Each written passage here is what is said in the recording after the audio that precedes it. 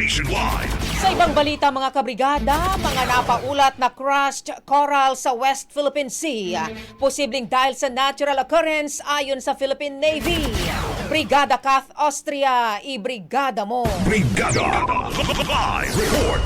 Nilinaw ng Philippine Navy na ang napaulat na coral build-up sa ilang features sa West Philippine Sea ay posibleng dulot ng natural occurrence at hindi gawa ng tao. Ayon kay Philippine Navy spokesperson for the West Philippine Sea, Rear Admiral Roy Vincent Trinidad, walang na-monitor na presensya ng anumang barko na nagtatapon ng durog na korales, partikular sa Hasa-Hasa Shoal, Escoda Shoal at Sadi Cay, malapit sa Pag-asa Island. Batay ito sa pakikipag-ugnayan ng Navy sa Philippine Coast Guard at Bureau of Fisheries and Aquatic Resources. Paliwanag ni Trinidad, malaki ang posibilidad na dulot ito ng tidal movement at weather disturbances nitong mga nakaraang araw na nagtutulak ng mga durog na korales sa mababaw na bahagi ng dagat.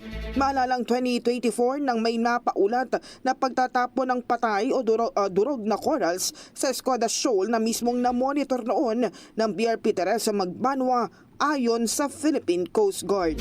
In the heart of changing lives, ako si Brigada Kath Austria ng 105.1 Brigada News sa FM Manila, The Music and News Authority. Ang bahaging ito ay hatid sa atin ng Yummy-Vit ES3 Syrup. Simulang tuparin ang pangarap ng iyong anak. And starting now,